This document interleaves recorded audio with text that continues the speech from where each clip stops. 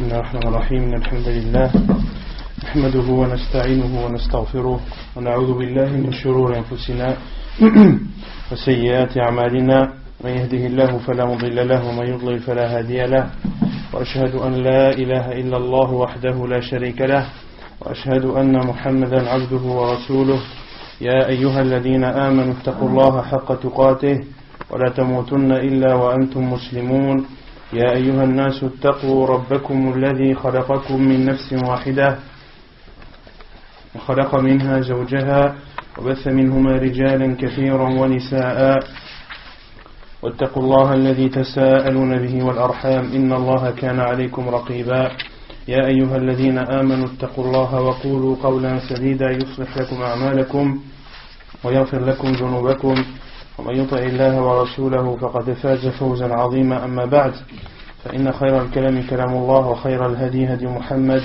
صلى الله عليه وسلم وشر الأمور محدثاتها وكل محدثة بدعة وكل بدعة ضلالة وكل ضلالة في النار أما بعد. Donc toujours dans l'explication du livre Al-Wajiz fi fiqh as-sunnati wal kitab al-aziz. Donc l'essentiel dans la compréhension du livre d'Allah subhanahu wa ta'ala et de la sunna de son prophète sallallahu alayhi wa sallam. Donc la semaine dernière, on avait parlé du chapitre de l'obligation de rendre ou de rembourser ses dettes. Quelle est la preuve que de rembourser sa dette est obligatoire en islam? Quelle est la preuve? Non?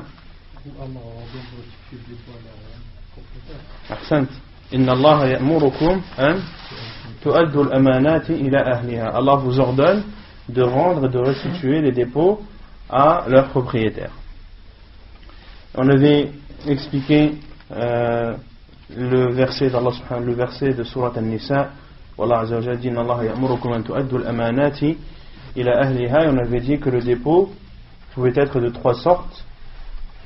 Ça pouvait être une parole, de l'argent ou un objet. Et que ceci est considéré comme un dépôt en islam. Et si on te donne un dépôt, tu en es garant et tu dois le restituer et le donner à son propriétaire. Ensuite, on avait parlé du chapitre de bien rembourser. De bien rembourser. Qu'est-ce que signifie de bien rembourser? Ça signifie quoi? Non? C'est remercier, de faire la dua, de rendre aussi, et de rendre dans les délais.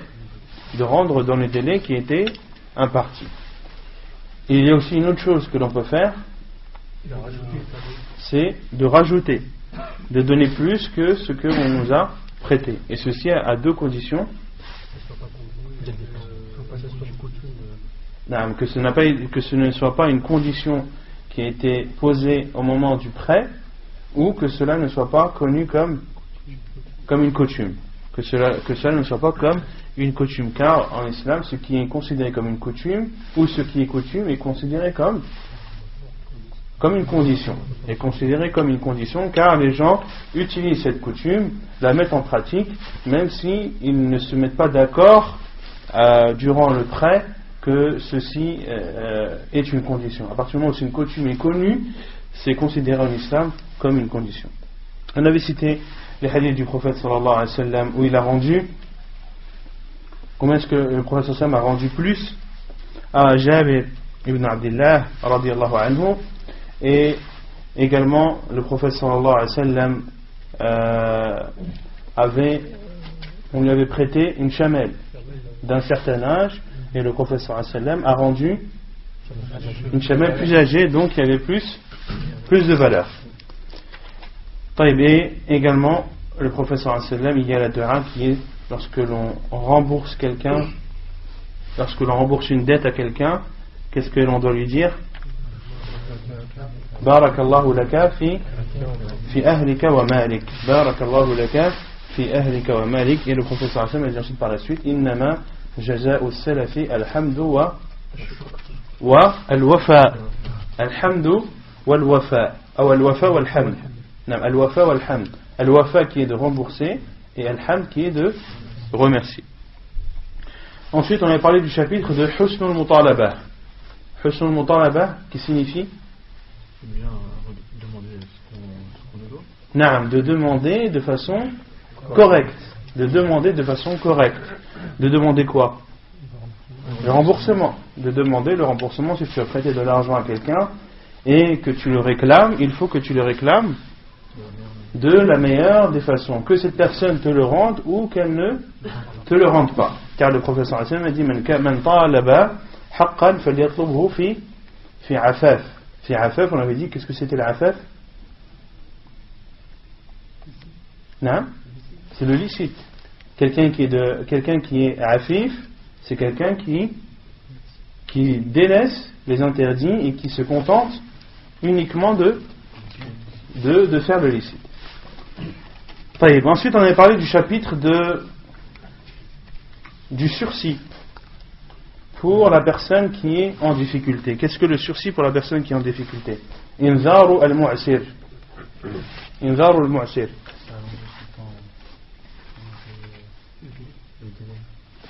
C'est de prolonger le délai à une personne qui est en difficulté. C'est-à-dire, si tu as prêté de l'argent à quelqu'un et que le moment venu du remboursement, il n'a pas les moyens, il est en difficulté financière qui ne lui permet pas de rembourser sa dette. Dans ce cas, tu dois repousser l'échéance. Car Allah subhanahu wa ta'ala a dit وَإِنْ كَانَ ذُو عُسْرَةٍ فَنَظِرَةٌ إِلَى مَيْسَرَةٍ. Et si c'est une personne qui est en difficulté, alors accordez-lui un sursis jusqu'à ce qu'il soit dans l'aisance, jusqu'à ce qu'il ait la possibilité financière de rembourser. Et Allah Azza wa Jal a encouragé à faire une chose qui est annuler la dette et la considérer comme une aumône. Et Allah Azza wa Jal dit وَإِنْ كَانَ ذُو عُسْرَةٍ فَنَظِرَةٌ إِلَى مَيْسَرَةٍ وَأَنْ تَصَدَّقُوا خَيْرٌ لَكُمْ إِنْ كُنْتُمْ تَعْلَمُونَ. Et si c'est une personne qui est en difficulté, alors accordez-lui un sursis jusqu'à ce qu'il soit aisé, ou jusqu'à ce que l'aisance l'atteigne. وَأَنْ تَصَدَّقُوا خَيْرٌ لَكُمْ. Et de faire une aumône est meilleur pour vous si vous saviez. C'est-à-dire de considérer cette dette comme une aumône et de ne pas la réclamer par la suite à cette personne. Donc de la considérer non plus comme un prêt mais comme un don. Ensuite on avait cité les hadiths à ce sujet où le professeur Hassan a dit celui qui aime ou qui souhaite être sous l'ombre d'Allah, alors qu'il donne un sursis à celui qui est en difficulté ou bien qu'il le décharge de la dette. Ensuite on avait parlé de matlul ghani. Matlul ghani, qu'est-ce que matlul ghani? C'est l'esquive, le fait de retarder et d'esquiver et de repousser tout le temps au lendemain, etc. Alors qu'il a les moyens. Matlul ghani, c'est-à-dire l'esquive du riche. Et on avait vu que dans le hadith cela ne signifiait pas forcément le riche, mais celui qui était en possibilité de rembourser, qu'il soit riche ou pauvre.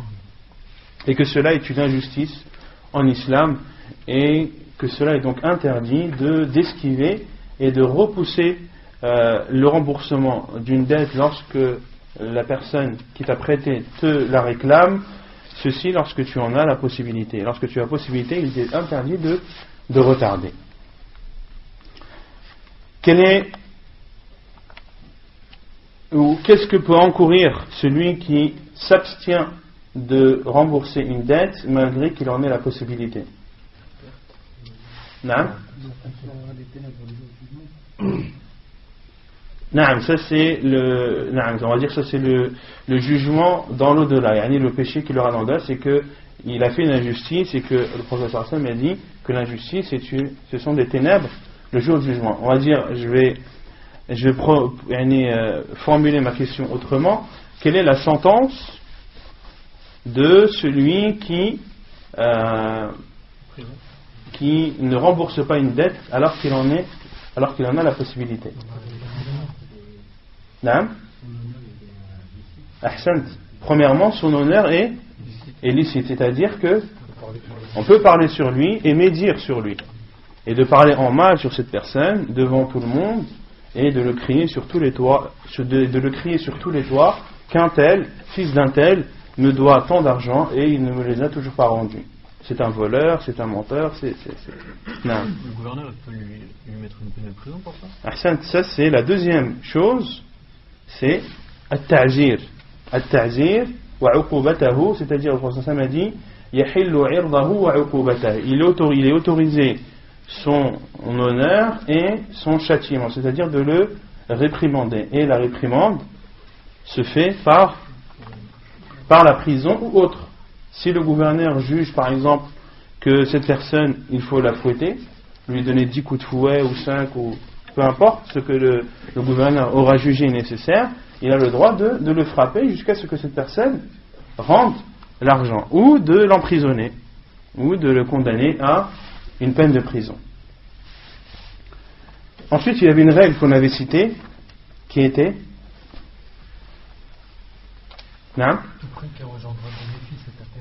tout prêt qui engendre un bénéfice est considéré comme de l'usure. Qu'est-ce que ça veut dire tout prêt qui engendre un bénéfice? On avait vu qu'il fallait rajouter un bénéfice convenu. Tout prêt qui engendre un bénéfice qui a été convenu au moment du prêt est considéré comme du riba, comme de l'usure. Sort de cela le bénéfice qui n'a pas été conditionné. Le bénéfice qui n'a pas été conditionné et qui a été donné par celui qui a emprunté, qui est donné par celui qui a emprunté en guise de cadeau et de récompense vis-à-vis de celui qui lui a prêté. D'accord? Donc la condition, c'est que ce bénéfice ne soit pas quelque chose d'acté, ne soit pas une condition qui a été mise en place au préalable. Et on avait cité le hadith de Abi Burda radiallahu anhu lorsqu'il a vu Abdullah ibn Salam, et à la fin, qu'est-ce qu'il lui a dit? Que tu viens d'une terre, d'un endroit. Ça. C'est vrai, je devais trouver la terre. Ça. Inch'Allah, je vais le noter, pour la semaine prochaine. Qu'il venait d'un endroit où le riba, l'usure était répandue. Et lorsque quelqu'un prêtait quelque chose à une autre personne, lorsque le moment du remboursement venait, il venait avec un panier et un cadeau à l'intérieur. Et Abdullah ibn Salam lui a dit: prends garde à ce panier et à ce qu'il contient, car ceci est considéré comme du riba. Car ceci est considéré comme du riba. Ensuite, on a parlé du chapitre de Ar-Rahn. Qu'est-ce que Ar-Rahn?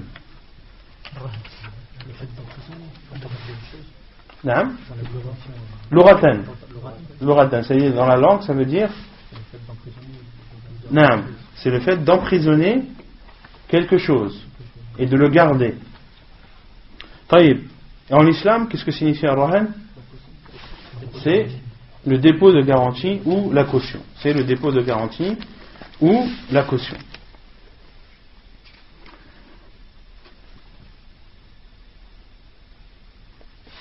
Taïb. Quelle est la preuve de Ar-Rahn? On avait parlé de ça ou pas? Non.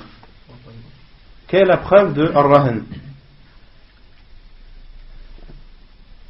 Quelle est cette définition précise en islam? C'est un dépôt de garantie, mais qu'est-ce que c'est de façon précise? Non. C'est de l'argent qui est donné en guise de garantie et qui est donné pour garantir un prêt. la définition c'est ja'lu malin wathiqatan bidayn, c'est-à-dire de considérer c'est de l'argent qui est considéré ou qui garantit un prêt, afin de l'utiliser si la dette n'est pas remboursée. Donc c'est ça la définition de ar-rahan en islam, c'est de l'argent qui est donné, ou ça peut être un bien qui est donné pour garantir un prêt, et ce bien pourra être utilisé par l'emprunteur si la dette ou si celui à qui il a prêté ne rembourse pas sa dette.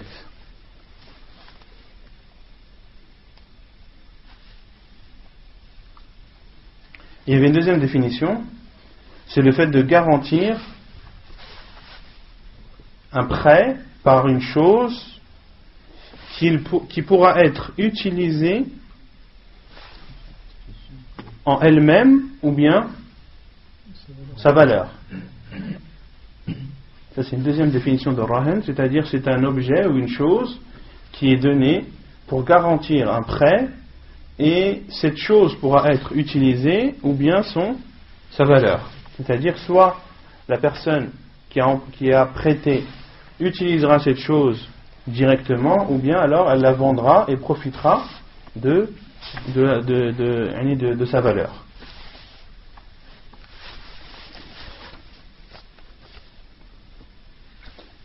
On avait dit qu'il y avait trois choses dans ar-rahan. Il y avait ar-rahin, al-murtahin et ar-rahan. Ar-rahin c'est qui? Ar-rahin c'est celui qui donne l'argent, qui donne la garantie. Al-murtahin c'est celui qui prête l'argent, donc qui prend la garantie. Et ar-rahan c'est la garantie. طيب, qu'est-ce qu'on avait dit sur les conditions de rahan? Naam? Ça soit clair. La garantie, faut qu'elle soit claire. Si on dépose la chose, c'est pas peut-être. Naam, faut que ce soit quelque chose de sûr. Naam, faut pas que ce soit bon. Je te donnerai peut-être ci ou peut-être ça. C'est quelque chose qui doit être défini et véritable. Ensuite, il faut que ar-rahan soit. Naam?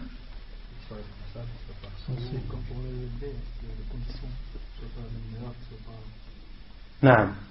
Que celui qui donne doit être une personne avec qui on a le droit de faire une transaction. Autrement dit, une personne qui a la raison, une personne qui, à l'âge de la puberté, sort de là les enfants. On avait dit que les enfants, il y avait une exception, c'est-à-dire les enfants qui avaient la permission de leurs parents. Et sort également de cela l'insensé, celui qui n'a pas de raison, celui qui vend à perte et qui achète hors de prix. Également, il faut que ça lui appartienne. Il faut que celui qui a emprunté l'argent, que le dépôt de garantie qu'il donne lui appartienne, ou bien qu'il ait l'autorisation du propriétaire. C'est-à-dire que le propriétaire de ce dépôt de garantie et donner l'autorisation à celui qui a emprunté l'argent de le donner à l'emprunteur. Ensuite, il faut que la caution soit connue, c'est-à-dire que la nature, la valeur et le nombre soient connus. Je crois que c'était là où on s'est arrêté. طيب, مشروعيته, c'est-à-dire le fait que الرهن, que le dépôt de garantie est légiféré. قال تعالى وإن كنتم على سفر ولم تجدوا كاتبا فرهان مقبوضة. والتقييد بالسفر في الآية خرج للغالب فلا مفهوم له لدلالة الحديث على مشروعيته في الحضر. عن عائشة رضي الله عنها أن النبي صلى الله عليه وسلم اشترى من يهودي طعاما إلى أجل ورهنه درعه. حديث رواه البخاري ومسلم. Allah subhanahu wa ta'ala dit, et si vous êtes en voyage et que vous ne trouvez pas de scribes, c'est-à-dire de personnes qui vont écrire pour vous, farihanun maqbouda, alors un dépôt de garantie qui est pris suffit. Allah Azza wa Jalla dit dans ce verset, dans Sourate Al-Baqarah, et si vous êtes en voyage et que vous ne trouvez pas de scribe, c'est-à-dire de personne qui va écrire et qui va acter l'emprunt que vous allez faire. Donc là, la personne est en voyage, elle n'a pas de scribe, elle n'a pas de personne pour écrire. Alors, subhanahu wa ta'ala, qu'est-ce qu'il dit? Farihanun maqbouda. Alors, prenez une garantie et cela suffit. Et l'auteur dit et le fait de restreindre cela au voyage dans le verset, ceci car c'est ce qui est le plus utilisé,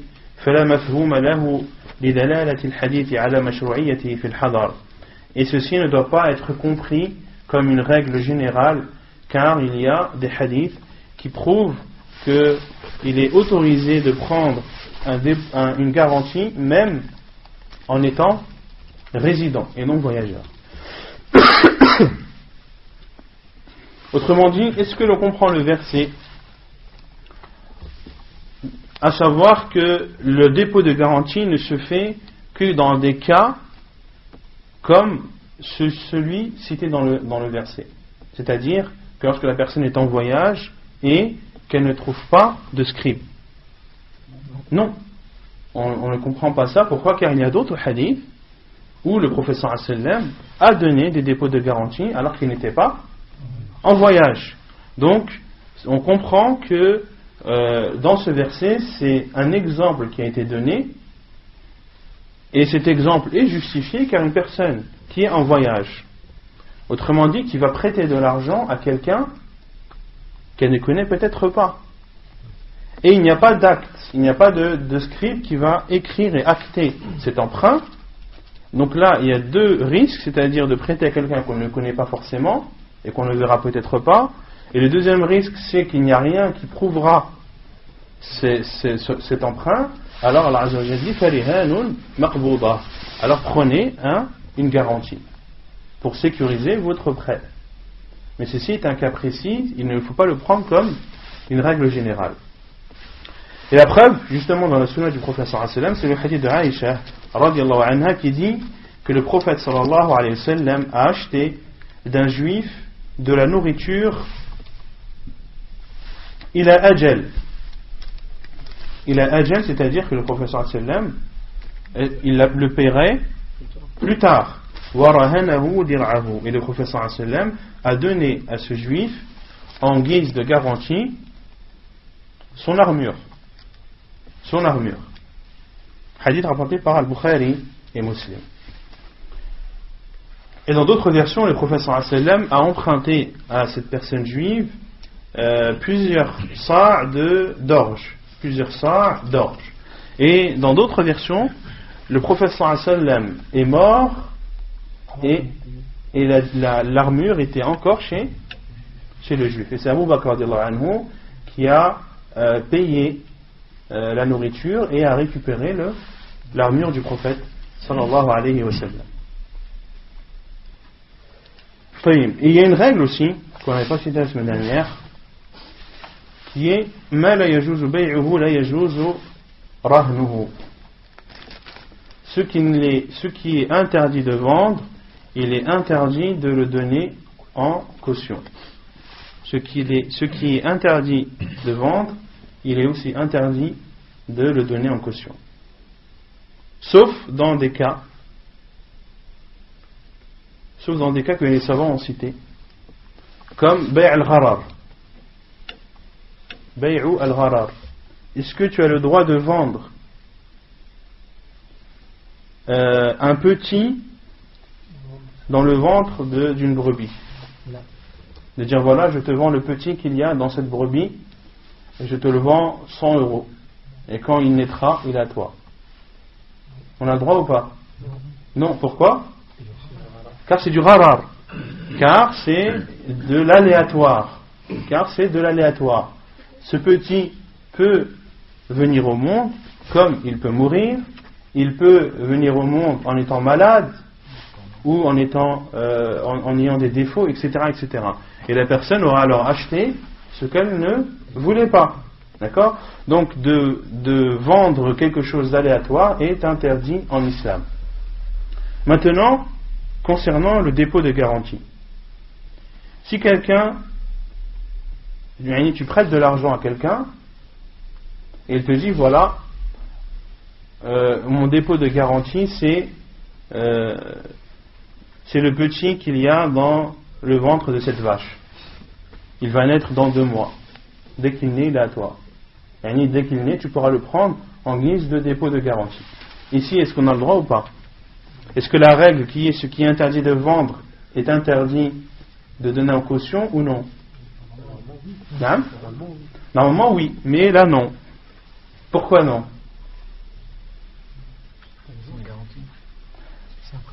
Parce que c'est pas une vente. Et qu'est-ce qu'une vente? Une vente c'est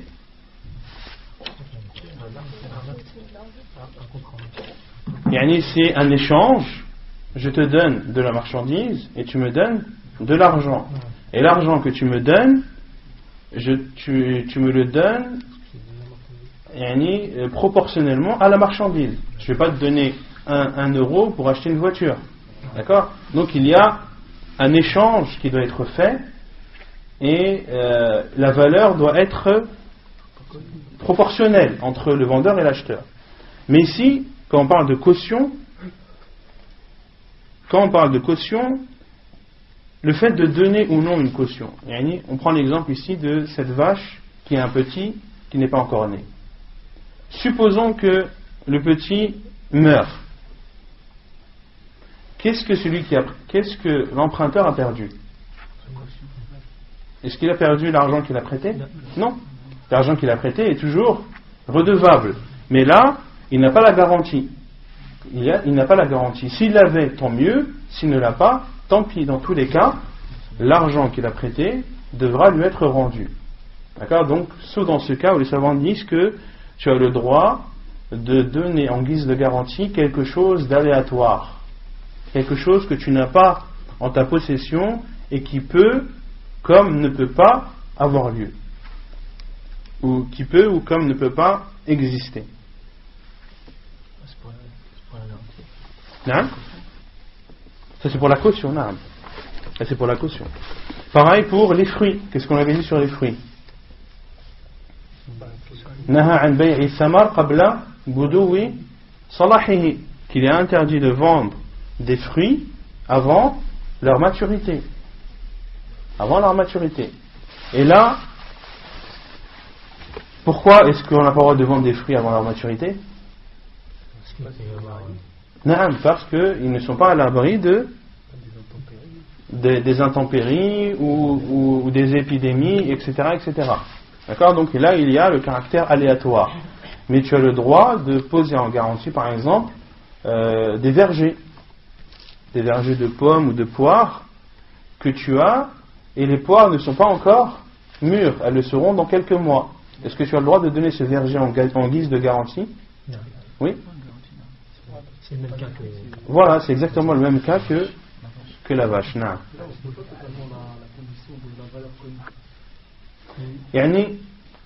Quand tu vends, tu me donnes un prix en fonction de la marchandise que je te propose. D'accord? Si la marchandise n'est pas comme celle que tu attendais, automatiquement le prix va baisser. D'accord? Donc là, c'est pour cela que les savants disent que l'aléatoire est interdit en islam, car il n'est pas sûr que la marchandise que je vais te donner correspondra à l'argent que tu as donné. Compris? Autrement dit, si c'est un agneau, que l'agneau soit sain et sauf, qu'il n'ait pas de défaut, qu'il ne soit pas malade, car un agneau malade n'a pas le même prix qu'un agneau en bonne santé. Non. Mais en l'occurrence, dans le cas du prêt, la caution, elle doit être reconnue également. dans les, par exemple, Bah, elle est connue les vergers. Voilà, les vergers. La valeur, par exemple. Les vergers sont connus, la valeur elle est connue. On peut estimer par rapport à un arbre le nombre de kilos de pommes, etc. Mais la seule chose, c'est que les pommes, elles sont pas encore mûres. C'est tout. Et théoriquement, elles le seront dans quelques mois. Et si elles le sont, bah, tant mieux. Si elles ne le sont pas, cela ne remettra pas en cause l'argent qui a été prêté. Non. Si, par exemple, dans le cas de l'aléatoire, la garantie disparaît, est-ce que l'emprunteur peut exiger une autre Bien sûr. garantie ? Il peut exiger notre garantie. C'est pour ça que dans tous les cas, il n'est pas perdant. Dans tous les cas, il n'est pas perdant. C'est pour ça qu'il ne faut pas qu'il refuse ce qu'on lui propose, même si c'est de l'aléatoire. Car il n'est jamais perdant dans l'histoire. طيب. انتفاع المرتهن بالرهن. C'est-à-dire le fait que donc al-murtahin, c'est le créancier, celui qui donne l'argent. Est-ce qu'il a le droit de profiter et d'utiliser le dépôt de garantie? ولا يجوز للمرتهن الانتفاع بالرهن لما سبق في القرض كل قرض جر نفعا فهو ربا. Il est interdit au créancier d'utiliser ou de profiter du dépôt de garantie, car il a été cité précédemment dans le chapitre du prêt que tout prêt qui engendre un bénéfice est considéré comme de l'usure. Et on avait dit que le bénéfice, ce n'était pas forcément un bénéfice, ce n'était pas forcément de l'argent, mais toute nature de bénéfice. Toute nature de bénéfice, ça peut être même un service. Par exemple, prête-moi 1000 euros et je te rends 1000 euros et puis je travaille pour toi ou je refais la peinture de ta maison. Là, le fait de profiter de cette peinture gratuitement, entre guillemets, est considéré comme du riba.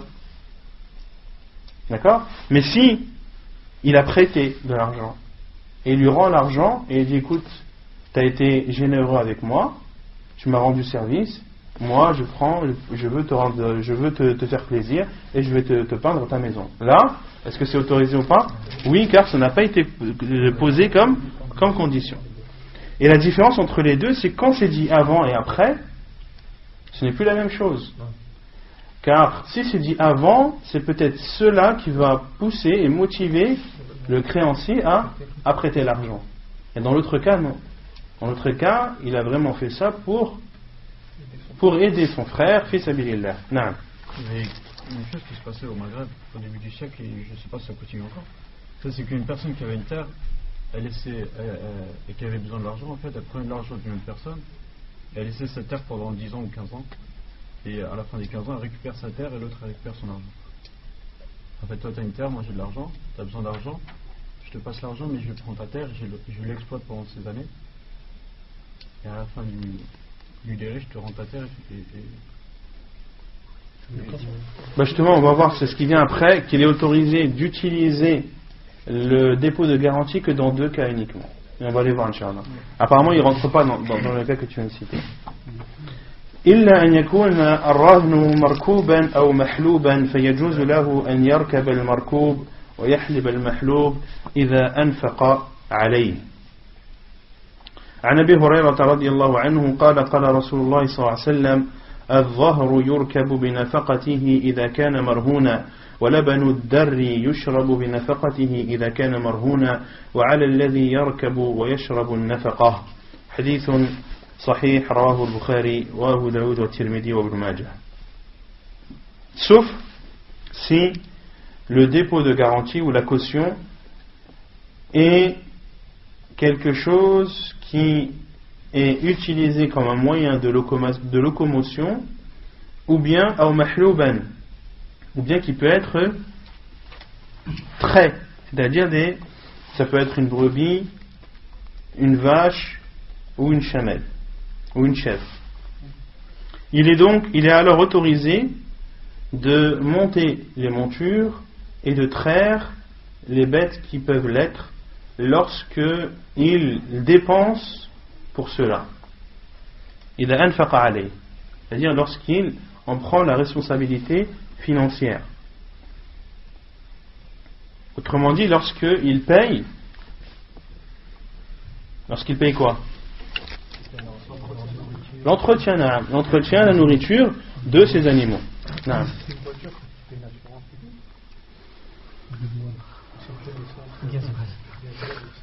tout. Si c'est une voiture, je sais pas si ça rentre dans ce cas-là. Si c'est une voiture, ça rentre pas dans ce cas-là, non. Je l'ai l'essence parce que Non, mais Cheikh Ibn Uthaymin, il a parlé sur ça. Il a dit que la voiture n'entrait pas dans le marco ici. Ah ouais? Ouais. Dans ce cas-là. Parce que dans le hadith, le prophète a parlé de dhahr, le dos. Et le dos, c'est le dos d'un animal.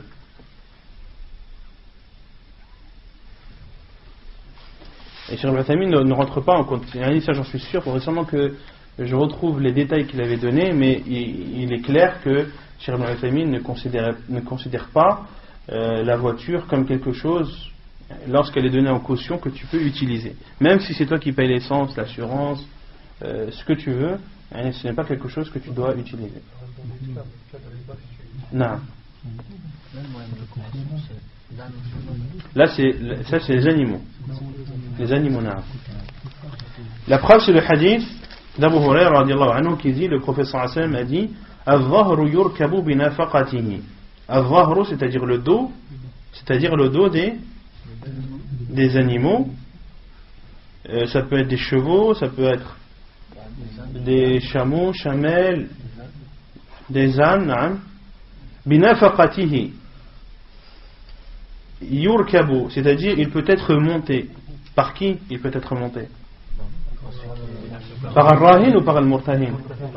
Par al-murtahin, par le créancier, celui qui a perçu la caution.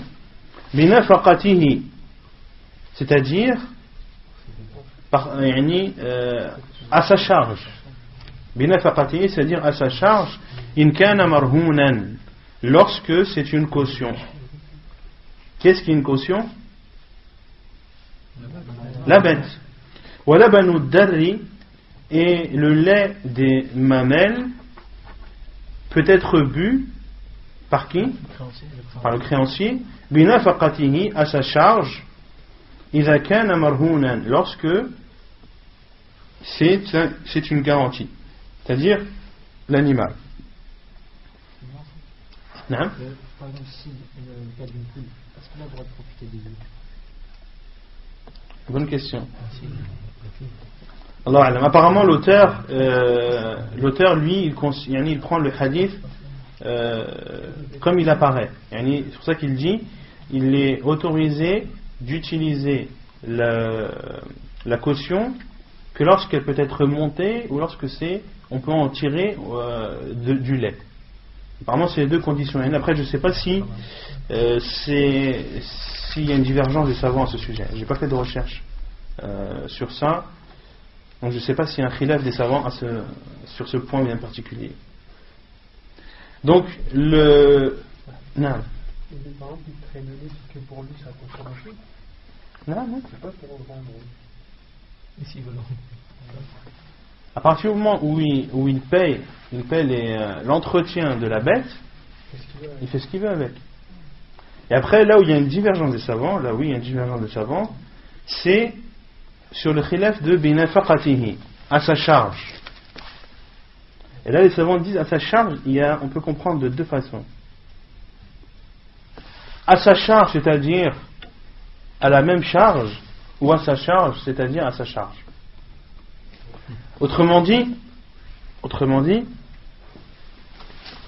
il peut utiliser un cheval, par exemple, comme moyen de locomotion, en fonction de ce qu'il dépense comme entretien pour ce cheval. Donc il va calculer combien est-ce qu'il a dépensé en foin, en nourriture, etc., pour nourrir ce cheval, en entretien, etc. Et ce qu'il a dépensé, il pourra l'utiliser la même chose en moyen de déplacement. Déplacement pas pour travailler. Pas pour travailler la bête dans des champs. Peu importe. l'utilisation. Après, comment connaître l'utilisation? Il faudrait voir combien est-ce qu'en général un cheval est loué, combien est-ce que coûte une location d'un cheval à la journée, et de regarder en fonction de ce qu'il dépense par jour et ce qu'il utilise par jour. Et les savants qui donnent ceci comme condition disent, si il dépense moins que ce qu'il utilise, la différence, il devra l'enlever de la dette. Et si ce qu'il dépense est plus grand et plus important que ce qu'il utilise, alors cela devra être rajouté. Et ça, c'est l'avis de Cheikh Ibn Uthaymin, rahimahullah. Ça, c'était son avis. Binafaqatihi, yani biqadri nafaqatihi. Binafaqatihi, ay biqadri nafaqatihi. C'est-à-dire à sa charge, c'est-à-dire de façon proportionnelle. C'est-à-dire que ce qu'il dépense doit être égal à ce qu'il utilise. Et d'autres savants ont dit, à partir du moment où il utilise, où la bête est à sa charge, il peut l'utiliser comme il le veut. Non.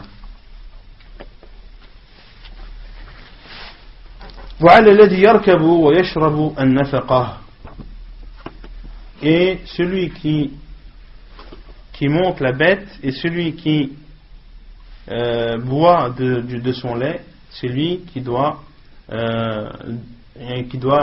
prendre en charge l'entretien de cet animal. Donc dans ce hadith, on en déduit plusieurs choses. La première, c'est qu'il est autorisé de donner en caution un animal. Il est autorisé de donner en caution un animal. La deuxième chose qu'on en déduit de ce hadith, c'est que la caution doit être... Comment est-ce qu'on peut utiliser une bête qui a été donnée en caution? Que si on l'a en sa possession. Donc la caution doit être prise du créancier, elle doit être prise de l'emprunteur. D'accord? Elle ne doit pas rester chez lui. Elle doit être en possession de celui qui a prêté. Il est autorisé également, on dit de ce hadith, qu'il est autorisé d'utiliser les animaux, que ce soit de les monter ou de boire de leur lait, même sans l'autorisation de son propriétaire. On n'a pas besoin de l'autorisation de son propriétaire pour monter un cheval ou pour boire du lait d'une vache. Pourquoi? Parce qu'on n'a pas besoin de l'autorisation du propriétaire. Non. Non. Non, non, c'est pas pour ça. Pourquoi est-ce qu'on n'a pas besoin de l'autorisation du propriétaire? Vous allez trop loin. Pourquoi? Parce qu'on a l'autorisation de qui? La responsabilité. On a l'autorisation de qui? Du professeur Hassan. Le professeur Hassan te l'autorise, c'est bon. Pourquoi tu veux demander l'autorisation de quelqu'un d'autre?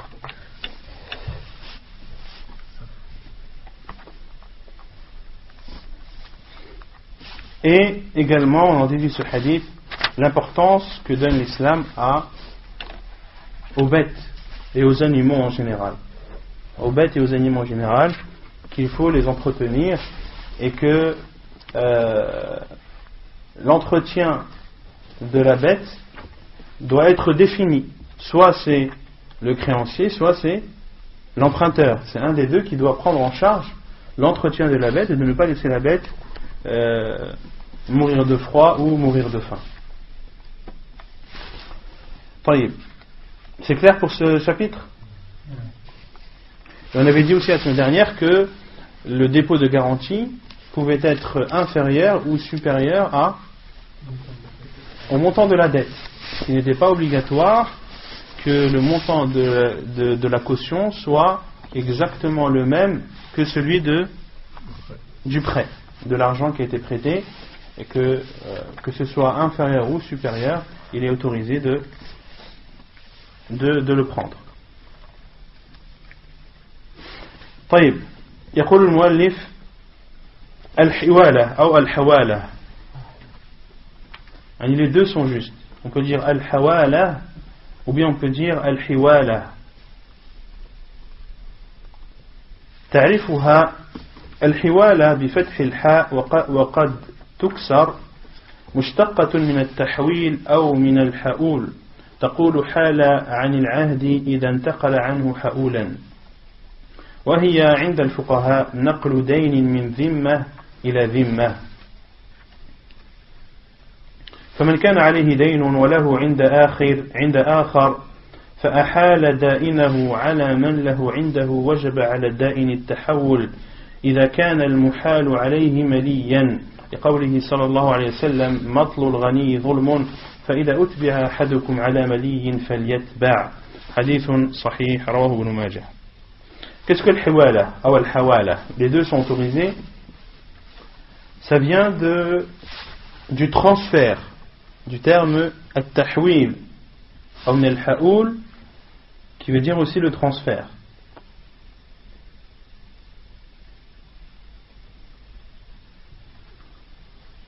Lorsque tu dis hala anil ahdi il intaqala anhu haoulan, c'est-à-dire qu'il s'est dévié, c'est le fait de dévier, de changer, il s'est dévié de son pacte qu'il avait pris. وهي عند الفقهاء, et chez les juristes c'est le fait de déplacer une dette d'une personne vers une autre, d'une personne vers une autre. Autrement dit, je t'ai prêté 100 euros. On s'est mis d'accord sur la date de remboursement. Le jour du remboursement, je viens te voir et je te dis, je veux mes 100 euros. Tu me dis, je ne les ai pas. Mais par contre, il y a un tel qui me doit 100 euros. Va le voir et il va te les donner. Là, c'est le fait de transférer une dette d'une personne vers une autre. Qui était endetté? La première personne. Et vers qui elle transfère la dette? Vers la deuxième personne. D'accord? Et l'auteur dit فَمَنْ كَانَ عَلَيْهِ دَيْنٌ, celui qui a une dette وَلَهُ عِنْدَ آخَرٍ, et qu'il a une autre, et qu'une autre personne a une dette vis-à-vis de lui.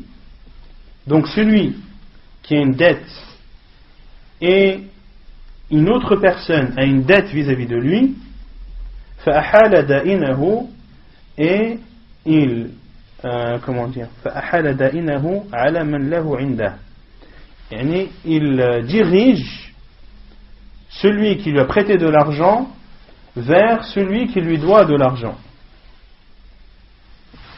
Vous avez compris ou pas? Non. Il dirige celui qui lui a prêté l'argent vers celui qui lui doit de l'argent.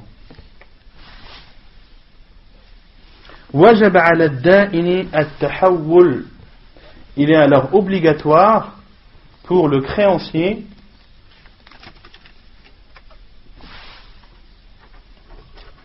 de changer, c'est-à-dire de se diriger vers l'autre personne.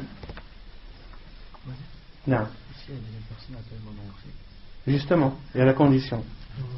إِذَا كَانَ الْمُحَالُ عَلَيْهِ مَلِيًّا, lorsque celui vers qui il a été dirigé a la possibilité de rembourser. Ça serait trop facile sinon.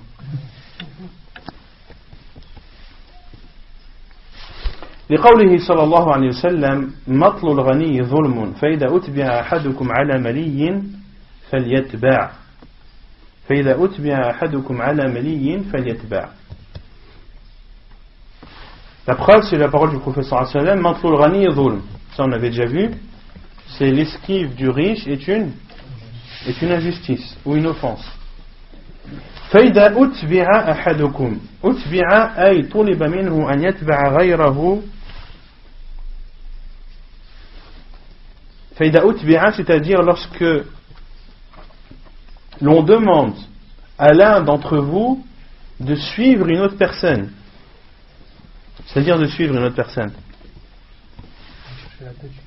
Voilà, c'est que toi tu as quelqu'un te doit de l'argent, tu vas le voir pour qu'il te les rende et il te dit d'aller suivre cette dette ou d'aller la demander à une autre personne.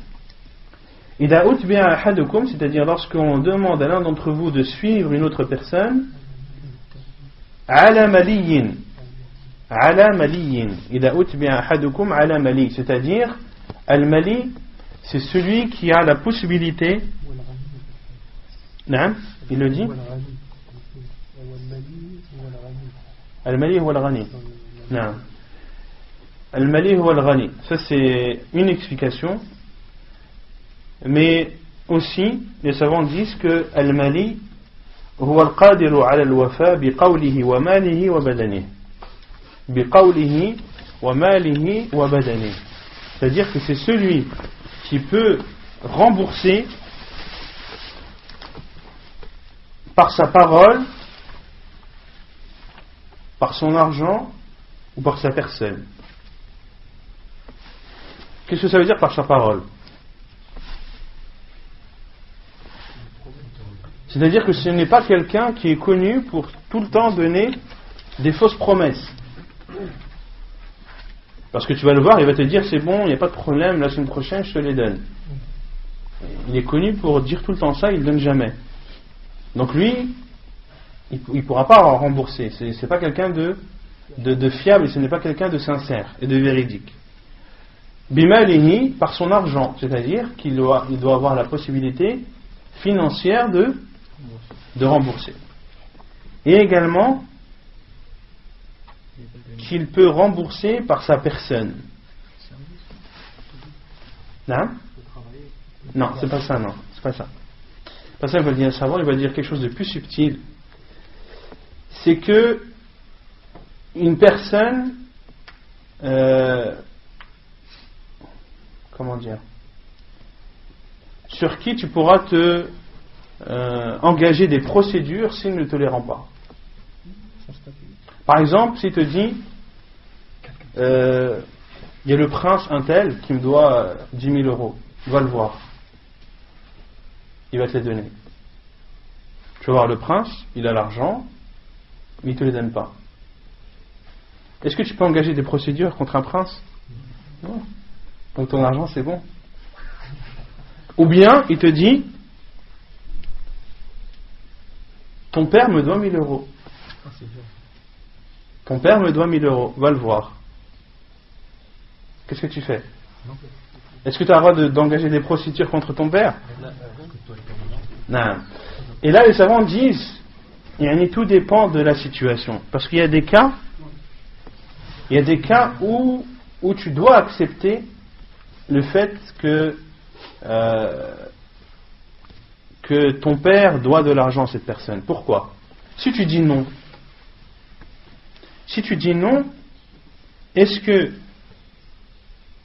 que tu auras aidé ton père, ou est-ce que tu l'auras mis dans une situation dérangeante? Parce que la personne elle peut te dire mais c'est ton père.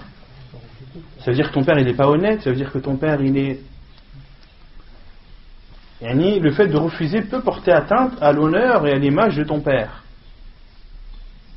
Mais dans l'autre cas aussi, tu peux peut-être ne pas récupérer cet argent. Le fait de ne pas pouvoir le dire à ton père, ou si ton père même si ton père a la possibilité qu'il ne veut pas, tu ne peux pas engager de procédure contre ton père. D'accord? Donc ici il faut voir la situation. Si l'honneur de ton père est en jeu, alors vaut mieux accepter. Si l'honneur de ton père n'est pas en jeu, alors dans ce cas-là, vaut mieux refuser. Et de dire, écoute, non, moi je ne veux pas que la dette soit dirigée vers mon père. Car c'est quelqu'un envers qui je ne pourrai pas récupérer mon argent de par sa stature, de par le fait qu'il est mon père. Bibadanihi.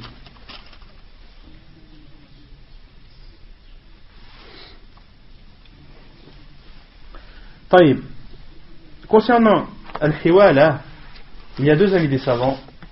Certains savants disent que c'est obligatoire, et apparemment c'est l'avis de l'auteur, et la plupart des savants considèrent que cela n'est pas obligatoire. Que cela n'est pas obligatoire. Mais que cela fait partie de de la bienfaisance dans le prêt. C'est-à-dire que c'est un geste que tu fais vis-à-vis de la personne à qui tu as prêté de l'argent. Mais en aucun cas, ces savants disent, en aucun cas on ne peut t'obliger on ne peut te contraindre de récupérer ton argent d'une autre personne. On ne peut pas te l'obliger. Et ils disent que le hadith du professeur sallam, que ici l'ordre ce n'est pas un ordre pour l'obligation, mais c'est al-amru lil-istihbab. Al-amru huna lil-istihbab wa laysa lil-wujub. Concernant al-hiwala, là il faut noter, il y a 5 choses. Il y a al-muhil. المحال المحال عليه المحال به هي الصيغة. المحيل المحال. Qu'est-ce qui est المحيل? Qui est المحيل? المحيل c'est le premier emprunteur. D'accord? المحيل c'est le premier emprunteur, celui qui a emprunté l'argent. Al-Muhal, c'est... Non. Al-Muhal, c'est le créancier. C'est celui qui a prêté l'argent. Donc, Al-Muhil, c'est celui qui a emprunté. Al-Muhal, c'est celui qui a prêté. Al-Muhalu alayh, c'est celui vers qui on a dirigé. Al-Muhalu alayh. Al-Muhalu alayh, c'est la personne vers qui on a redirigé. Al-Muhalu alayh.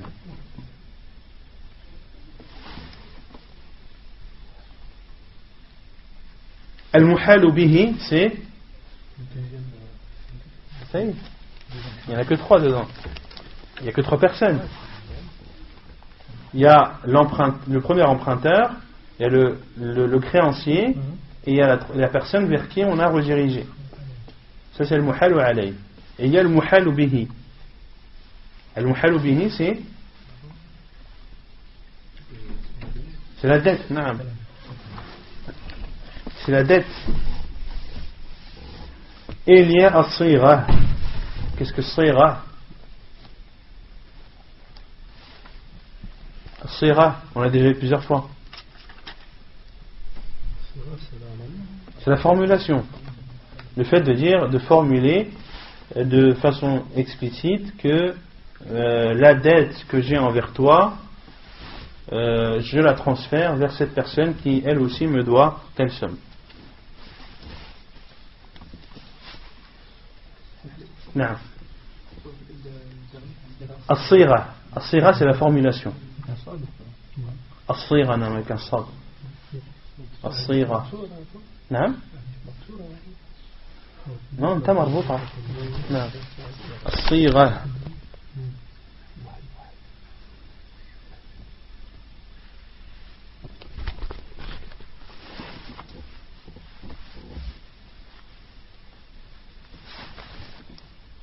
C'est bon?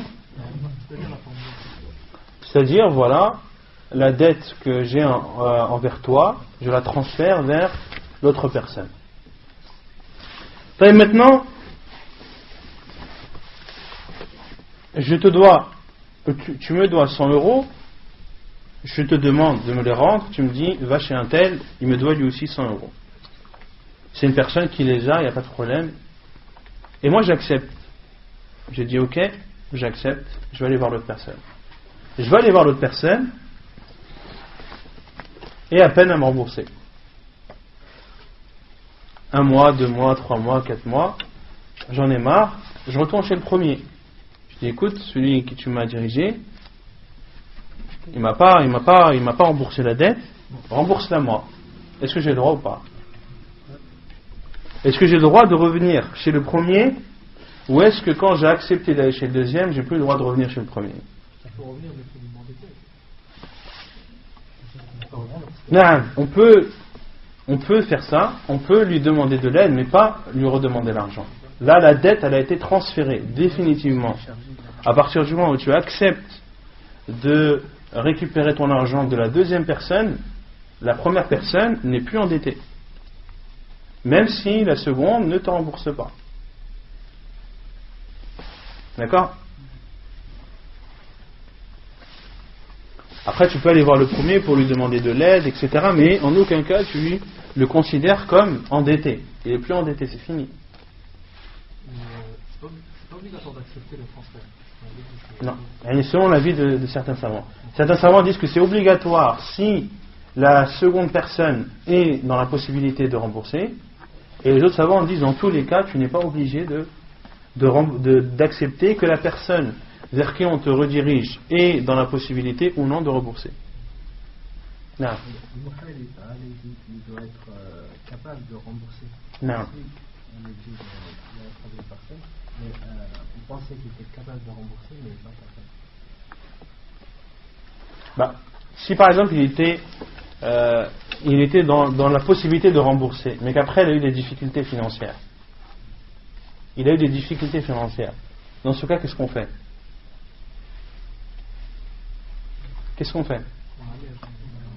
On applique le verset. Et après, c'est des choses qu'on peut pas prévoir l'avenir. Et tu peux demander des assurances, de dire voilà, est-ce que tu as la possibilité de me rembourser la dette que tu as vis-à-vis de l'autre? Avant d'accepter, tu as le droit de prendre tes précautions. D'être sûr que la personne puisse te rembourser et qu'elle te le prouve, etc. D'accord? À partir du moment où tu acceptes, c'est fini. Plus de retour. Non, tu peux pas revenir en arrière. طيب الوديعة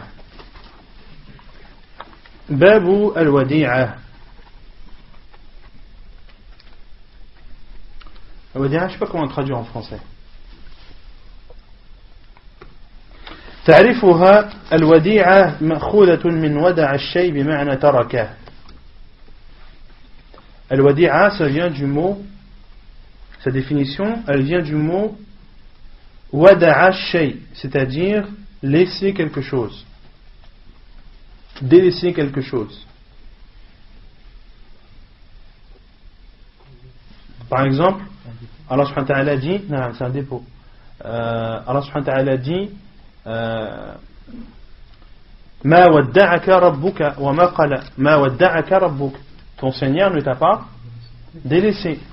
Ou Allah azza wa jalla dit Wada' adahum. Wada' adahum, c'est-à-dire abstiens-toi de leur faire du mal.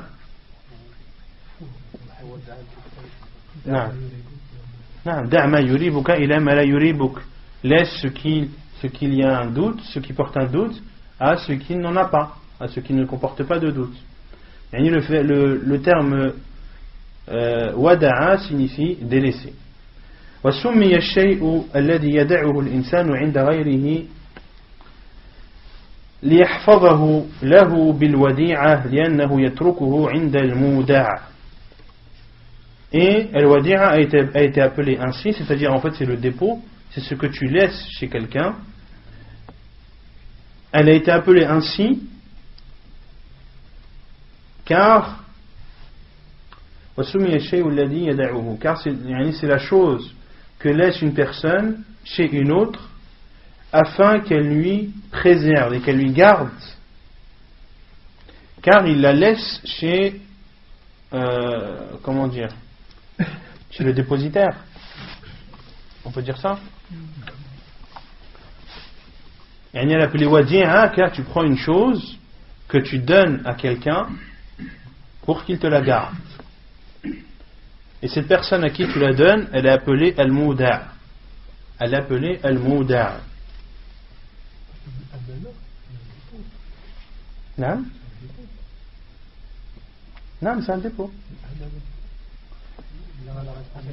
Tout à fait. Il a la responsabilité, ça dépend.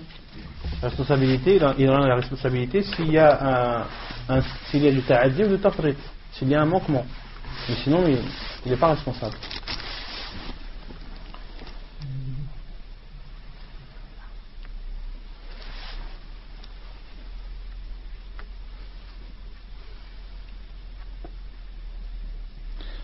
Ici, la définition qu'on a donnée, c'est une définition linguistique ou c'est une définition juridique?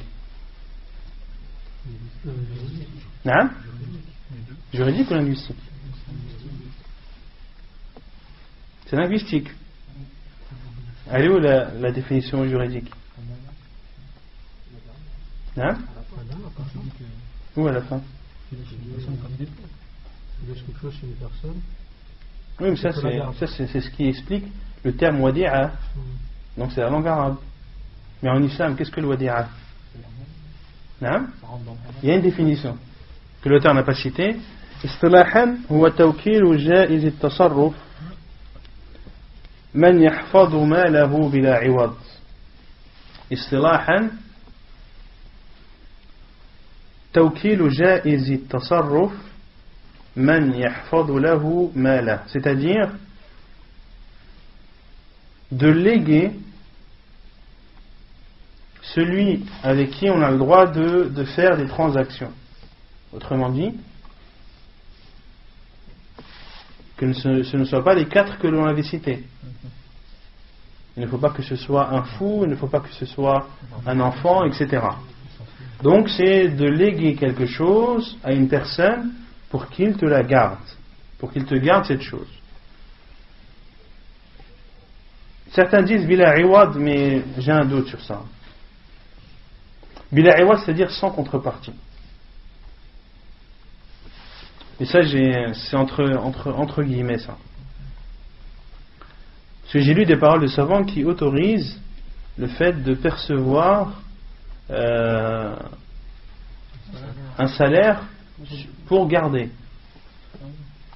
Pour garder, soit pour garder ou soit pour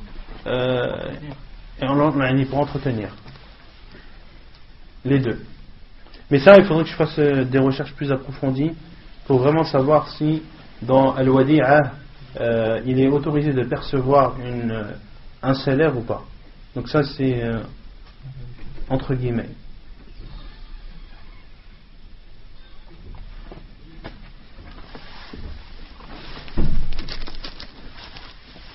يقول المؤلف وإذا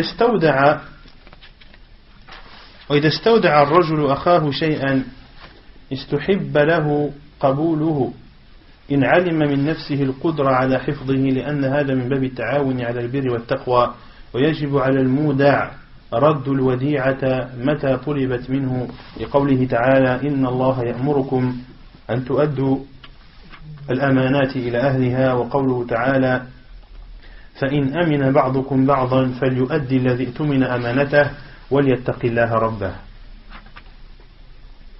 Donc avant de parler du jugement de Al-Wadi'a, il y a 3 choses. Il y a Al-Wadi', Al-Muda' et Al-Wadi'a. Al-Wadi' c'est celui qui donne le dépôt. Al-Muda' c'est celui chez qui on le dépose. Et Al-Wadi'a c'est l'objet ou la chose.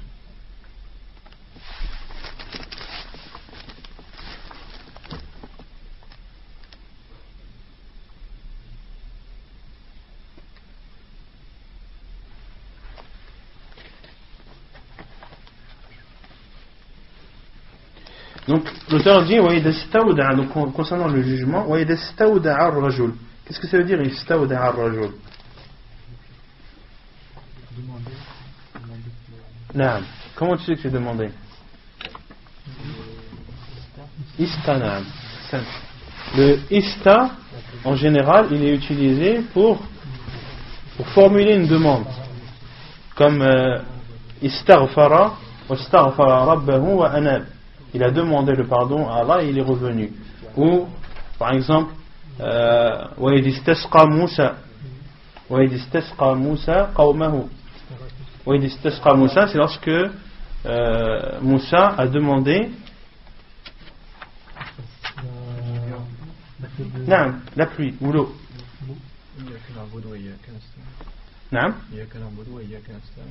إِيَّاكَ نَعْبُدُ وَإِيَّاكَ نَسْتَعِينُ. Le istana'am ici c'est pour demander al-i'ana. Mais il y a d'autres, c'est pas une règle fiable à 100%.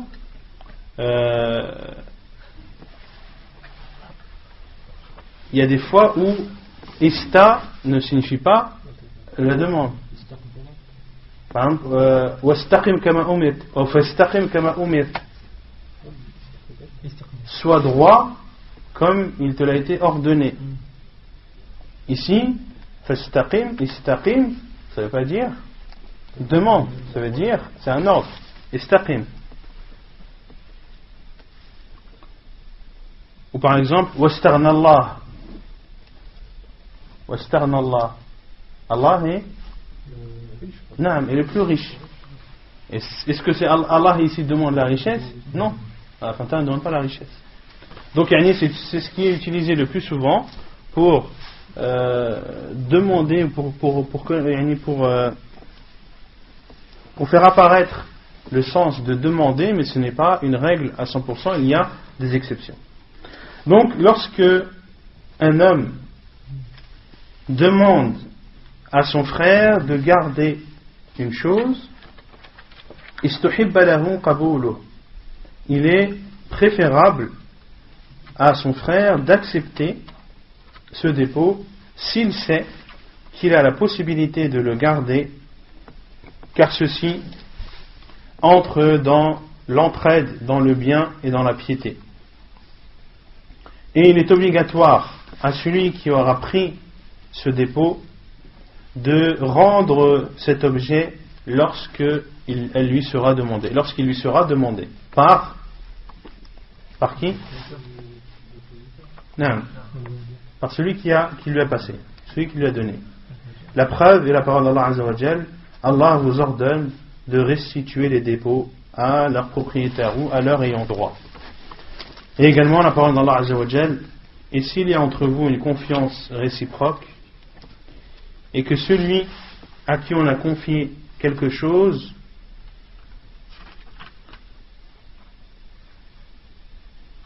et que celui lorsqu'il y a une confiance réciproque entre vous,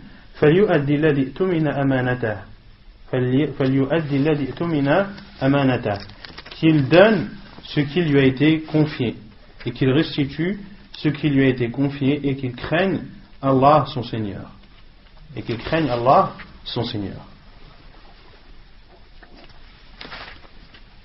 ولقوله صلى الله عليه وسلم أدي الأمانة إلى من ائتمنك. Et la preuve également, c'est la parole du prophète sallallahu alayhi wa sallam, donne le dépôt à celui qui te l'a donné. Et rends le dépôt à celui qui te l'a donné. Rends-le ici. Comment est-ce qu'on comprend rends-le? Rends-le dans le même état qu'on te l'a donné. C'est-à-dire ne rends pas 300 euros alors qu'on t'en a donné 400. Et tu dois le rendre ce dépôt complet, sans diminution ni défaut. Et dans le hadith, la suite du hadith, c'est quoi? Addi al-amanata ila man i'tamanak wala takhun. Vous connaissez pas ce hadith? Wala takhun man khanak. Et ne trahis pas celui qui t'a trahi. Ne trahis pas celui qui t'a trahi.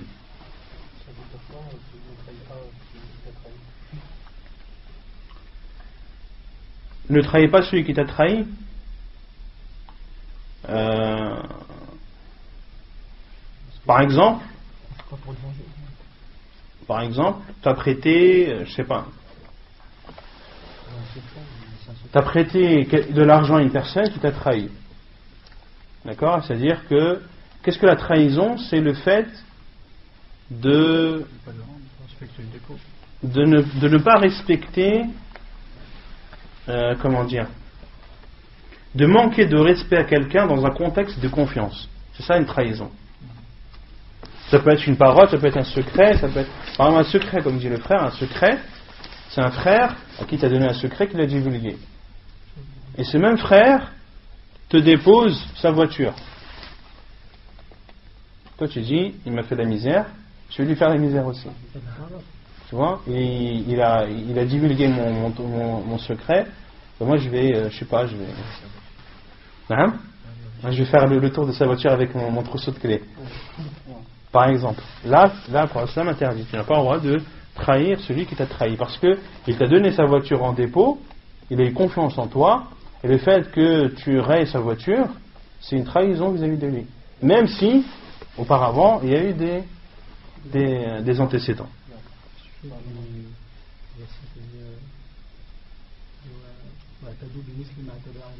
نعم فمن اعتدى عليكم فاعتدوا عليه بمثل ما اعتدى عليكم. Mais ce hadith-là, ce verset-là, il faut bien comprendre. Il faut bien comprendre. Ça, c'est dans l'umur al-zahira. Dans l'umur al-zahira. Par exemple, celui qui te frappe, tu le frappes. Mais par exemple, celui qui t'a volé, tu ne le voles pas. Tu vois? Ou par exemple, comme certains savants ont donné l'exemple, celui qui fait adultère avec sa voisine, ou avec ta femme, ou le voisin qui fait adultère avec ta femme, est-ce que tu vas aller faire adultère avec la sienne? Non. Mais tu peux appliquer. Ensemble, pour dire que ce verset, Inch'Allah, on va le traiter la semaine prochaine, parce qu'on n'aura pas le temps de le traiter cette semaine. On traitera dans les détails, parce que justement, il faut comprendre, en fait, il faut rassembler le hadith du prophète sallallahu alayhi wa sallam, ne trahis pas celui qui t'a trahi, et le verset qui dit celui qui vous a offensé, offensez-le de la même façon qu'il vous a offensé. D'accord? Il faut comprendre à la fois le verset et le hadith du prophète sallallahu alayhi wa sallam. Donc, dans ce hadith, on finira par ça, Inch'Allah, il y a tout d'abord l'obligation de rendre al-amana, de rendre le dépôt. Car le prophète sallallahu alayhi wa sallam a dit Addil amana, rends le dépôt à celui qui te l'a donné. Il a mani tamanak, c'est-à-dire celui qui te l'a donné en toute confiance. Parce qu'en général, si quelqu'un vient te voir et te propose de lui garder quelque chose, c'est qu'il a confiance en toi. C'est qu'il a confiance en toi et que tu es une personne digne de confiance pour lui. Sinon, il ne te l'aurait pas laissé. Deuxièmement, on comprend de ce hadith qu'il faut rendre le dépôt à qui? À son propriétaire, et qu'il ne faut pas le rendre à quelqu'un d'autre. Et qu'il ne faut pas le rendre à quelqu'un d'autre, sauf s'il y a une preuve, ou bien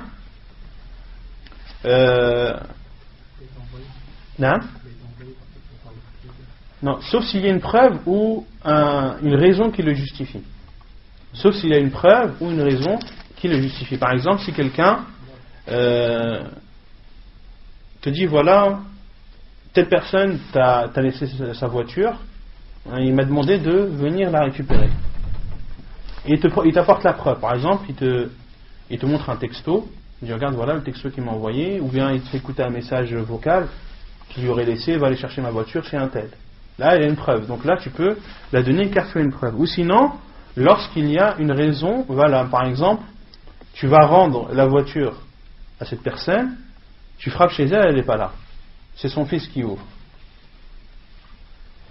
Est-ce que tu as le droit de donner la clé à son fils? Non. Oui, tu as le droit. Tu as le droit parce que c'est justifié. Il y a une raison. Tu l'as donné parce que c'est son fils. D'accord? Si le propriétaire est mort. Non? Si le propriétaire meurt, tu dois le rendre. À qui? Tu dois le rendre à sa famille, non? Tu dois le rendre à sa famille s'il meurt. Donc ici, il y a une raison qui justifie le fait que tu l'aies donné. Tu l'aies donné chez lui. Tu ne l'as pas donné chez quelqu'un d'autre, tu l'as donné, tu as posé les clés chez lui. Et ça, c'est quelque chose qui est connu chez les gens pour être... Est-ce que c'est une trahison? Non. C'est bon, les clés, je ne l'ai pas donné à lui en main propre, je suis parti chez lui, il n'était pas là, il y avait son fils, il y avait toute sa famille, il n'y avait que lui qui n'était pas là, j'ai posé la clé, alhamdoulilah, c'est bon, la personne a fait quelque chose d'autorisé. Et on déduit aussi de ce hadith l'interdiction de la trahison, sous toutes ses formes.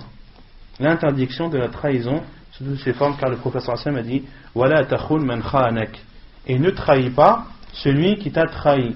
Ici, le professeur Hassan nous interdit de trahir celui qui nous a trahi.